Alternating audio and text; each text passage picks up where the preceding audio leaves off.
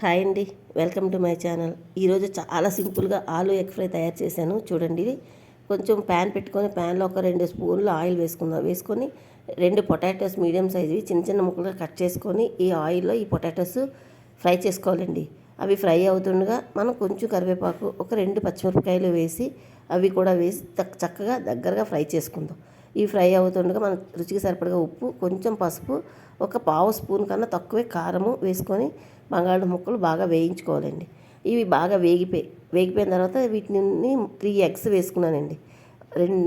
చూడండి, మా మనవరాలు ఫ్రిడ్జ్లో ఎగ్స్ పెడితే ఇలా మెహందీ పెట్టి బొమ్మలు వేస్తుందండి. అలాగా 3 ఎగ్స్ వేసుకొని చక్కగా ఈ పొటాటోస్ తర్వాత ఈ ఎగ్స్ చక్కగా కలుపుకొని మనం ఫ్రై చేసుకోవాలండి. ఇది చాలా క్విక్గా అయిపోయే లంచ్ బాక్స్ రెసిపీ అండి. పిల్లలకి చాలా చాలా ఇష్టము. మేము ఒక ఫంక్షన్కి వెళ్ళాం కదా, గృహప్రవేశానికి.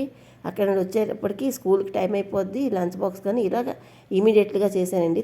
చాలా తక్కువ స్పైసీస్ తోటి తయారు చేసుకునే ఈ ఎగ్ ఫ్రై పొటాటో చాలా బాగుంటుందండి. దాంట్లో దించే ముందు కొంచెం గరం మసాలా చాలా తక్కువ వేసుకుంటే పిల్లలకి లంచ్ బాక్స్కి సూపర్గా ఉంటుందండి. ఈ నా రెసిపీ కానీ మీకు నచ్చితే ట్రై చేయండి. ఇప్పుడు ఇలాగ వేగిపోయింది కదా, ఎంత చక్కగా దీంట్లోకి మనం బాక్స్కి సరిపడగంత రైస్ తీసుకొని చక్కగా కలుపుకోవాలండి.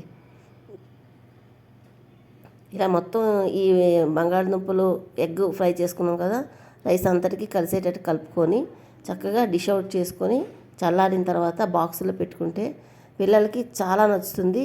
ఏమాత్రం స్పైసీస్ ఉండవు, అలాగే హెల్దీ కూడా.